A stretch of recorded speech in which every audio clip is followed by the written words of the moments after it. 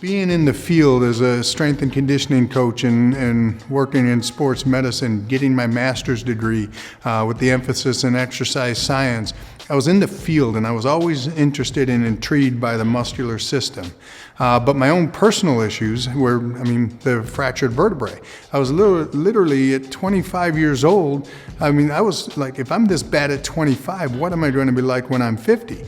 And so I sought out specialists in all fields and tried to find out for my own personal gain. I was trying to learn from a professional standpoint, but also for selfish reasons, I was trying to help myself. So I sought out many of the top specialists out there that worked with the biomechanics of movements and understood the interrelationships of joints and how the foot, the ankle, the knee, the hip, the trunk, all the way to the occiput were interrelated.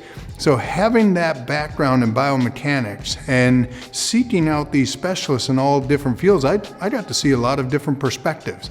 And those perspectives from chiropractic, physical therapy, podiatry, massage therapy, training, I was getting the input from every one of these specialists. And it was interesting because the common denominator behind every specialty out there was the reason that you're having all these problems is because you're so tight. And so these people that specialized in biomechanics understood that if you had limitations in range of motion at one joint, it would cause increased stress on joints and tissues up the chain. So the focus was to increase range of motion. And I found with my own personal issues that whenever I would stretch or get deep tissue massage, I couldn't get out of bed the next day because I'd have numbness and sciatica down into my big toe. And so I was like, well, why am I so tight? And that's when I realized that the tightness was just a symptom. The same way when you walk on ice, when your body senses instability, it will tighten up as a protective mechanism. So I realized this tightness was due to some other underlying instability issue.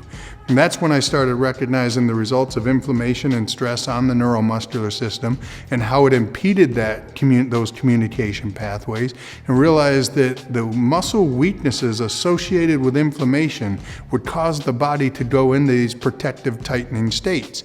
And so I shift my whole focus and started focusing on the weakness instead of the tightness. And it was, changed the way that I experienced my health, and it changed the way I practiced as a practitioner.